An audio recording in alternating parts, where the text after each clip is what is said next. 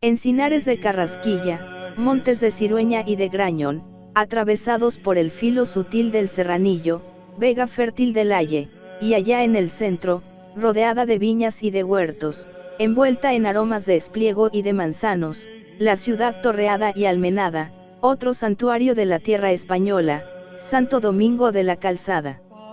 Allí se detuvo en 1044 el primer habitante de la Vega. Antes de él, todo ello era un bosque de encinas, de robles y querascos, poblado de ciervos y jabalíes. Pero el recién llegado era un colonizador animoso. No traía oro, ni bueyes, ni arados, ni un hacha siquiera. Dicen que su único instrumento era una hoz. Pero venía armado de una energía heroica, con unos ojos límpidos y dulces, con un alma anhelante de trabajos y abrazada en el fuego de los santos amores. Era un varón de deseos. Podemos figurárnosle joven, algo más de 20 años, sencillo hasta el candor, robusto y casi atlético. Su historia anterior había sido una serie de experiencias, de anhelos y de fracasos. Primero, la vida pastoril, por la ribera del Ebro, luchando con las lluvias y los lobos, recogiendo entre los tamujales las altas enseñanzas de su único libro, La naturaleza. Muchas veces, desde la colina, el pellejo en la espalda, la cuerna en el cinto, apoyado con las dos manos sobre la cayada de roble, según costumbre de los pastores de Castilla y acaso de los pastores de todo el mundo, vio descender la tarde con su paso místico y callado, hasta que un día, entre el rumor de los cencerros y el murmullo de la brisa, oyó la voz de Dios. Con frecuencia, el sencillo adolescente había oído hablar de San Millán y de su monasterio, el gran monasterio riojano, donde los monjes se hacían santos, sabios y artistas. También él quiso ser monje, y, a ser posible, santo y artista. En sus años de pastor había observado que no se daba mala maña para hacer cruces, estrellas y hasta figuras de ovejas, de gallos y perros en el cuerno de la leche y en el cayado de roble. Y se presentó en la portería del convento, confundido, tal vez, entre un grupo de pobres y vagabundos que iban a pedir limosna. Pero si los demás desaparecían después de recibir su ración, él permanecía a la puerta con ganas de decir su secreto. ¿Tú, qué quieres?, le preguntó el viejo portero, clavando en él unos ojillos algo desconfiados. Quiero ser monje, respondió el mancebo, algo acobardado. ¿Cómo te llamas? Domingo. ¿De dónde eres? De Viloria. ¿Y dónde está Viloria? No está lejos de aquí, a unas horas de camino, en las cercanías del Ebro. ¿Y qué sabes hacer? Sé guardar ovejas, he sido pastor. El monje meneó la cabeza, y el abad la meneó también cuando le dijeron que había un postulante. El joven insistió diciendo que también San Millán había sido pastor. Pero no era eso solo, diariamente llegaban al monasterio gentes desconocidas que pedían un puesto en el coro monacal. Había que distinguirlos bien, porque muchos venían huyendo de la tierra, del rebaño o de la servidumbre a que estaban sujetos. Tal vez el pastor de Viloria era uno de esos, nadie le recomendaba, y él, pensando que bastaba la buena voluntad, se había olvidado de proveerse de una carta de presentación. Rechazado en San Millán, presentóse domingo en la abadía cercana de Santa María de Valvanera. Otra vez la misma respuesta negativa. Pensó entonces en la vida eremítica, y se internó en uno de los montes que rodean al San Lorenzo. Allí encontró un anacoreta, a quien rogó que le enseñase a practicar aquella vida, pero el solitario le dijo bruscamente: si quieres servir a Dios en la soledad, puedes quedarte en esta choza, ya me buscaré yo otra. La proposición no era excesivamente generosa. Hartas cuevas había entre aquellas rocas que podrían abrigarle mejor que aquel tugurio. Optó el joven por refugiarse en una de ellas y ponerse bajo la dirección inmediata de Dios, ya que los hombres se mostraban con él tan poco complacientes. con la mejor voluntad del mundo comenzó a practicar todas las cosas que, a su entender, eran propias de los ermitaños: rezar, ayunar, martirizar su carne y hacer otras clases de penitencia. Como no era un prófugo del trabajo, según habían creído, tal vez, los cenobitas de la Cogolla, quiso cultivar el campo que se extendía delante de su cobija, y pronto el erial se convirtió en un huerto que le daba sabrosas coles y rábanos espléndidos. Pero un día, Domingo oyó hablar de un obispo que venía del otro lado del mar, precedido de un gran renombre de virtud. Era el obispo de Ostia, Gregorio, un santo varón que ponía en fuga con una palabra las nubes de las langostas, y llegaba a España como legado de Benedicto IX. Como otros muchos, el joven penitente salió a besarle el anillo, y, animado por su aspecto bondadoso, le pidió un puesto entre las gentes de su séquito. Había encontrado, finalmente, al maestro que buscaba. Domingo era a la vez paje y discípulo.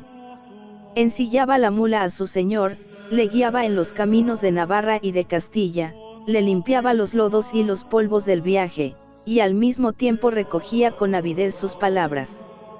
Cuando el obispo entraba en una iglesia y explicaba el evangelio a la multitud, su ayudante aparecía siempre en primera fila, escuchando con los brazos cruzados y recogida actitud.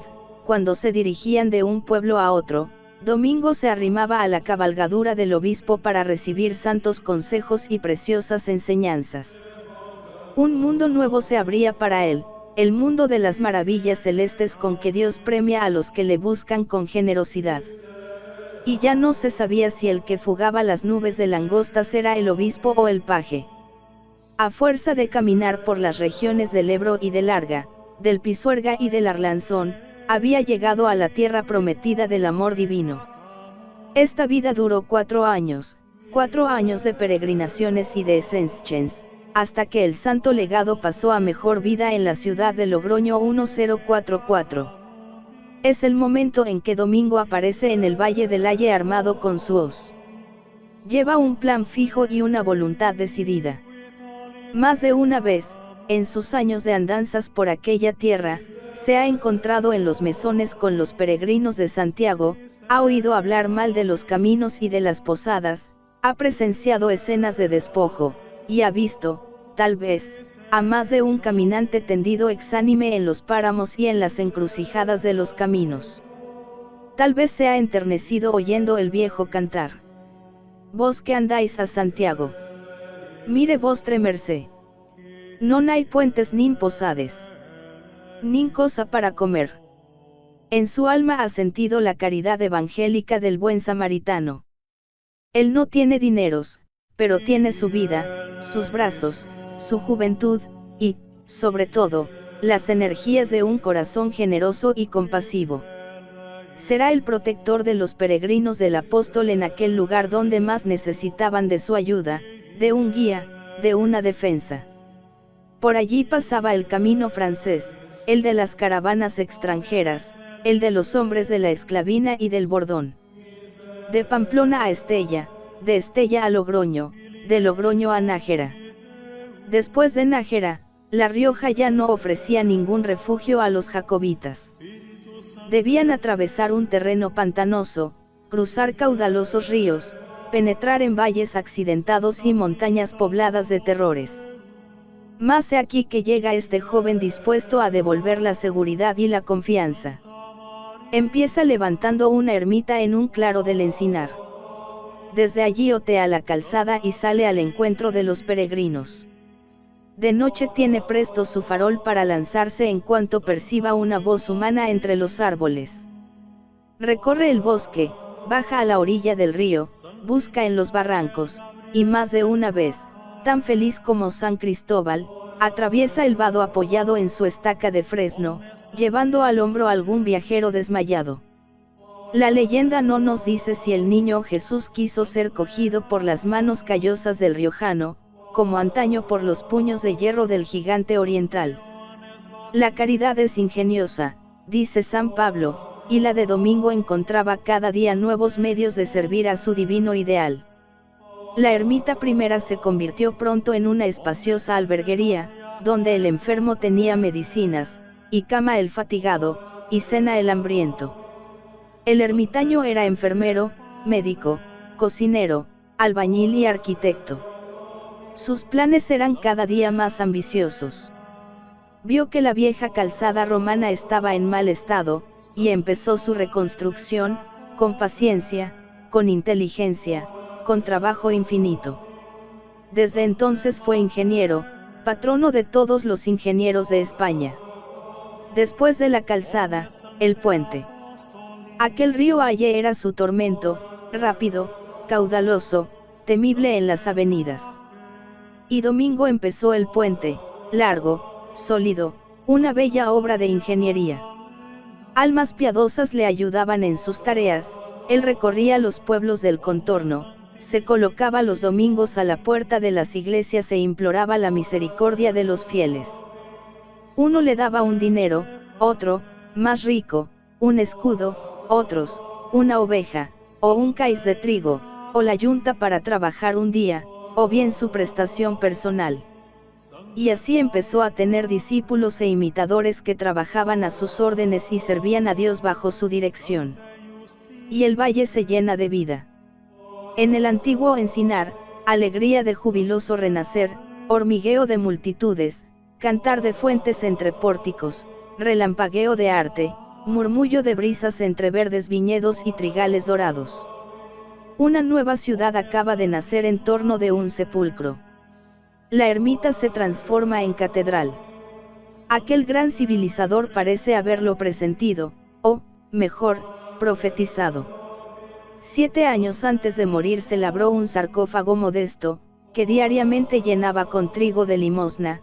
¿Por qué disponéis el sepulcro tan lejos de la iglesia?, le preguntó una devota, y él respondió sonriente: si el sepulcro no puede acercarse a la iglesia se acercará al sepulcro.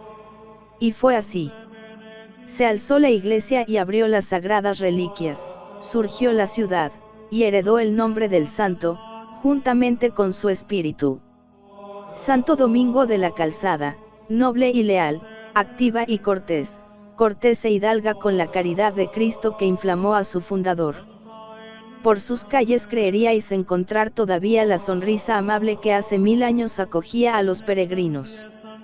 Si llegáis cuando los calceatenses celebran los festejos aniversarios de su patrón, llevaréis recuerdos imborrables, el desfile jubiloso de la población cuando va a preparar el almuerzo sagrado, las víctimas lujosamente ataviadas, los jóvenes vestidos de peregrinos, las mujeres agitando ramos de encina, los niños llevando el pan el vino en sus cestos enguirnaldados, los carros preparando la pira en la plaza, y luego la comida matinal bendecida por el pontífice. Niños y grandes, reverendos sacerdotes y zagales sonrientes, mendigos harapientos y caballeros de lustrosas levitas se acercan a saborear la ración simbólica, que recuerda la que Domingo daba a los pordioseros entrad luego en la catedral. Arte gótico primitivo, en que parece sobrevivir el hálito de aquel gran civilizador. Al lado, luces, sedas, filigranas de hierro, mármoles, alabastros, estatuas y frontales de plata, es la capilla del santo, la que guarda su sepulcro y sus cenizas. De pronto, el canto de un gallo y un ruido de alas, son el gallo y la gallina que allí, detrás de un enrejado, dan fe del milagro famoso que sabe todo el mundo, los bellos rizos y los ojos claros de Hugonel, los mirar salameros y las palabras procaces de la moza del mesón, la repulsa del bello peregrino, la venganza de la muchacha desdeñada, la copa de oro que aparece en la maleta del extranjero, el suplicio del supuesto ladrón, la carcajada del alcalde al comunicarle que el mancebo sigue día tras día vivo en la horca. Eso será cuando cante esta gallina asada que ahora voy a comer, y, finalmente, el animalito que salta del plato cantando con la alegría que puede tener una gallina que escapa a la muerte y al tenedor. Después de muerto, Santo Domingo seguía protegiendo a sus peregrinos, y los peregrinos cantaban al llegar ante su sepulcro. Oh, que nous fumes joiu.